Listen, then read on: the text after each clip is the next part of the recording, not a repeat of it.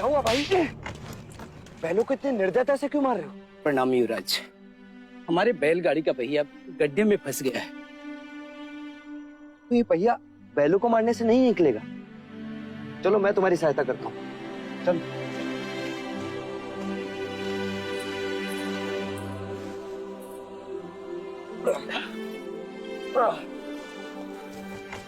रुक जाइए युवराज, ये आप क्या कर रहे हैं? सहायता। सहायता या पाप?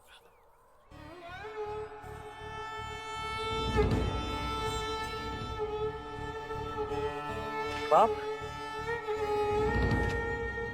कैसा पाप? क्या आप नहीं जानते? ये एक शूद्र है और तुम ओछी जाति के युवराज को रोकते तक नहीं, दंडवत होके क्षमा मांगो युवराज से। ठहरो ठहरो, ये हमसे क्षमा क्यों मांगे? इसने आपको छूने का अपराध किया है। इसने मुझे नहीं, मैंने इसे छुआ। क्षमा युवराज, पहले इसने इस ब्राह्मण मार्ग में आने का अपराध किया है। कैसा अपराध? ये मार्ग सबके लिए है। ये सृष्टि, ये जल, वायु, मिट्टी, ये ईश्वर का अपराधी है और इसे दंड मिलना चाहिए। उसी ईश्वर ने इसे बनाया है जिसने तुमको। और यदि ये ईश्वर का अपराधी है तो इसे ईश्वर ही दंडित करेगा। तुम होते कौन हो इसे दंडित करने वाले? तुम केवल ब्राह्मण, अधिकारी नहीं। अधिकारी ईश्वर है। मत भूलो युवराज, हम इस सृष्टि पर ईश्वर का प्रतीक हैं, इस धरती पर भगवान का रूप हैं। केवल हम वेदांती पूजा पाठ कर्म से पुण्य के अधिकारी हैं, पुण्य के। यदि ये सत्य है तो कर लेते हैं तुम में और इसमें तुलना।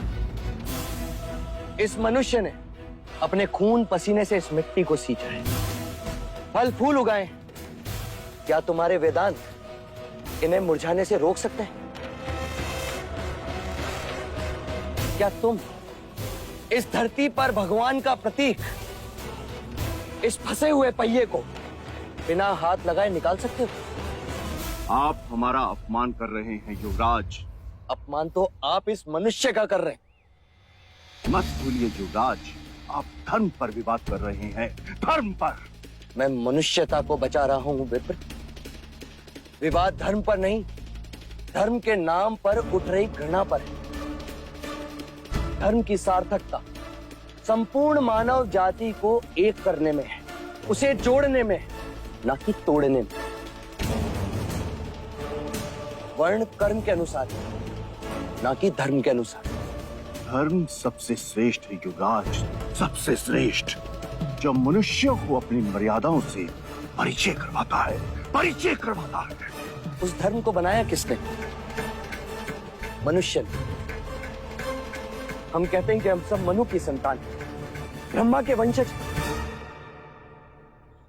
क्या कभी आपने शंकर की जाति को पूछा है?